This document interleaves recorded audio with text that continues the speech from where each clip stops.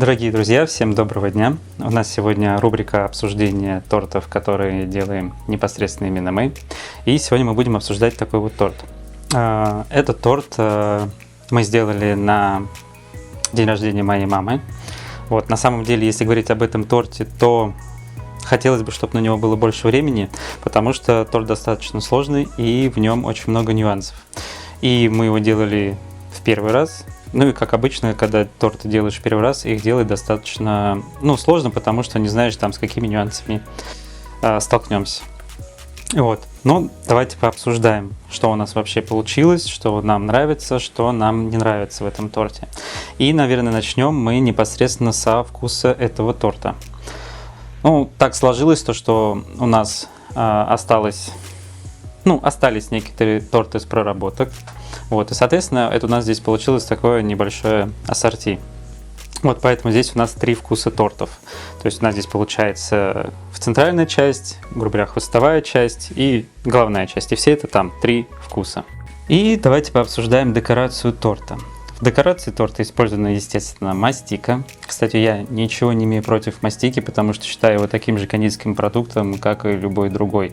Как бы он имеет место быть. Хотя, мне кажется, в свое время было модное движение о том, что все писали, что мы готовим торты без мастики.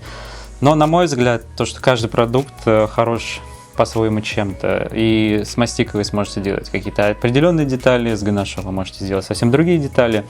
То есть, по мне, уместно в этой идее торта, которую я хотел воплотить, мне нужна была именно мастика. Но, опять же, повторюсь, она меня вообще не смущает, потому что мне нужен был определенный эффект, и я считаю, что я его достиг. Давайте так скажу, что мне, наверное... Сам торт мне, в принципе, понравился. Меня он, в принципе, удовлетворяет, но, естественно, есть нюансы, которые мне не очень нравятся. Во-первых, я бы покрыл этот торт, все-таки покрасил бы я его именно из аэрографа. Вот, потому что я красил его, этот торт, сухими красителями. Это все связано потому, что мне просто не хватало немножко времени. Этот торт вообще был сделан с тем, что у нас готовый полуфабрикат, и я его начал готовить вчера вечером, грубо говоря, и утром я его доделал. И, соответственно, времени было немножко мало, потому что были немножко сжатые сроки, и нужно было очень быстро делать, и очень сильно хотелось удивить непосредственно маму тортом, потому что маме таких тортов никто никогда не делал, хоть и я как бы шеф-кондитер, но я очень редко делаю торты какие-то дома. Но я решил сделать вот именно такой торт, чтобы он, знаете, то, что там мама-зайка обнимает зайчишку, так, чтобы все это было так добро, тепло, уютно, чтобы как-то вот так вот по доброте. Так вот, я в этом торте использовал сухие красители, соответственно, сухие красители немножко запачкали торт, плюс я опять же торопился с этим тортом.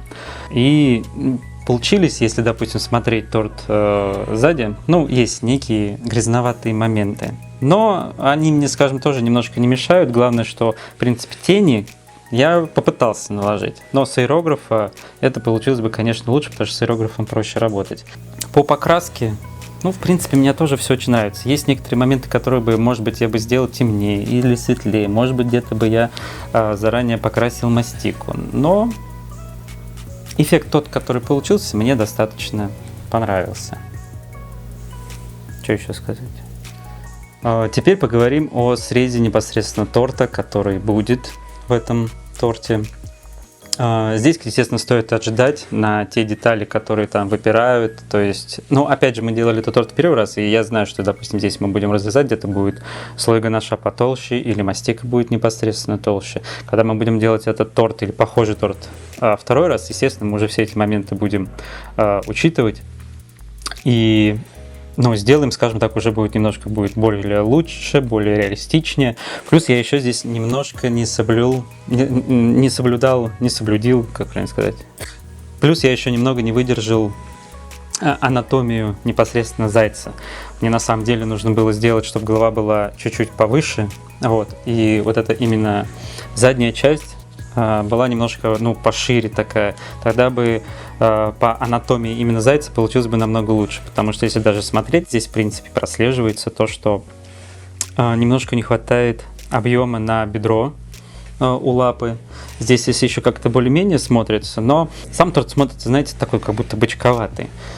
Не хватило немножко объема, но в принципе все равно смотрится так лаконично и достаточно неплохо.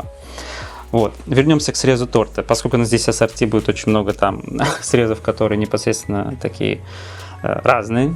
Вот. Где-то слой мастики толще, где-то ганаш будет потолще, где-то ганаш будет поменьше. Говоря о весе торта. Сам пищевая, сейчас именно съедобная часть торта, она, наверное, весит где-то 2,5 килограмма. Вот. Мастики у нас ушло на этот торт кило 300.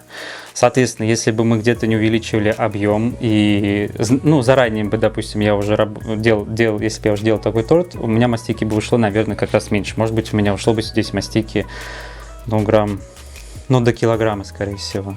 То есть, грубо говоря, там на этот торт ушло бы там килограмм мастики. Но мне кажется, что это достаточно неплохой вариант. А у тебя мастики ушло кило 300 вместе с зайцем? Да, общий вес, да. Неплохо, да, так, в принципе. Теперь по деталям. Соответственно, здесь у меня голова, это тоже там все торт. Из мастики здесь только уши. На будущее я бы вот этого маленького зайчика, когда бы сделал, я бы тоже сделал там какое-то наполнение. На данный момент я, просто это понимаю, это как фигурка сейчас, вот этого именно маленького зайца. И она полностью сделана из мастики, то есть и здесь бы тоже бы вес никакой, какой-то бы вес ушел.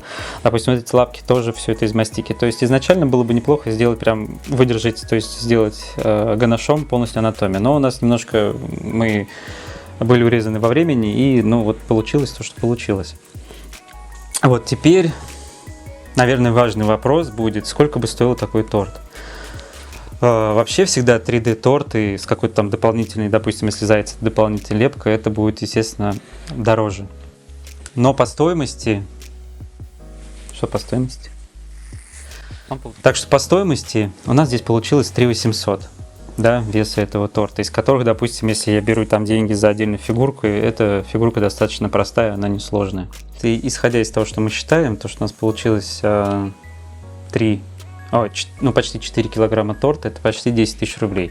Грубо говоря, еще накидываем там на фигурку, если она отдельно, то это еще где-то будет там 10,5. Плюс трудозатратность этого торта обычно всегда выше, нежели чем обычного торта. То есть здесь уже еще пойдет наценка. То есть, соответственно, я сейчас о цене говорю чисто, это московский такой контингент, московский, скажем так, цены 2500 за торт. То есть мы бы этот торт продали, наверное, за 1000, может быть, 12-13. Мы еще, конечно, посчитаем вообще, сколько себестоимость ушла полностью. Мы записываем все продукты, которые наши ушли на этот торт. Мы посчитаем себес, и тогда мы более четко будем понимать вообще, какую цену на такой торт ставить. Но я думаю, что торт такого плана, и если, конечно, я его там выполню более качественно, то есть если я буду принимать заказ на такой торт, соответственно, какие-то элементы будут выглядеть уже лучше, и всегда такие торты, срочно их никогда заказ не берешь, всегда они заранее. Так что для московского контингента, мы бы этот торт не продали, меньше десятки точно, это 100%, потому что он очень достаточно трудозатратный. Вот. Средств, конечно, к сожалению, мы вам показать не сможем, потому что торт сейчас мы уже собираемся и поедем непосредственно поздравлять маму. Вот. Мы, конечно, снимем, но, скорее всего, это будет для такого личного какого-то архива. Также мы, в принципе, понимаем, что такие торты, это торт не на каждый день, это торт больше на эффект. Вот. Соответственно, вы не будете заказывать такие торты каждый день. Торт больше создан для какого-то эффекта, чтобы удивить человека. Он, конечно, вкусный, он красивый. Вот. Логически вы уже понимаете, что здесь мастики, там преобладает, но здесь уже идет именно эффект удивления какого-то. То есть с этим тортом вы приходите, там какой-то подарок дарите, скорее всего, впечатление. Тут уже, мне кажется, Ну, вкус, в принципе, в 3D-тортах немножко и периодически уходит на второй план, потому что нужна какая-то более стабильная там начинка, она более, может быть, плотная или еще какой-то. То есть есть нюансы вот именно таких каких-то 3D-тортов. Но здесь, в принципе, у нас все начинки достаточно вкусные, мягкие. То есть торт у нас, сами видите, он невысокий, то есть на него ничего не давит, там нет никаких подставок. Вот он, в принципе, себя полностью выдерживает. Такие торты обычно всегда эксклюзивные. Вот, соответственно, и цена, поэтому всегда их будет немножко дороже, нежели чем вы заказали бы круглый или квадратный, или какой-то там, ну, более простой торт. Ну вот, на этом мы будем заканчивать. Если вам понравился торт, пишите свои комментарии. Пишите комментарии, если вам что-то не понравилось. Может, он вам показался не анатомическим, немножко грязным. Ничего страшного, все ошибки свои мы как бы тоже видим. Вот. Но интересно послушать именно, или прочитать то, что именно вы напишете. Чтобы с вашей точки зрения показалось бы, может быть, некрасивым. Или наоборот, вам торт, в принципе, очень понравился, и вы были бы готовы подарить такой торт своим любимым. Вот. Спасибо, что досмотрели этот ролик до конца. Удачного вам всем дня и хорошего настроения.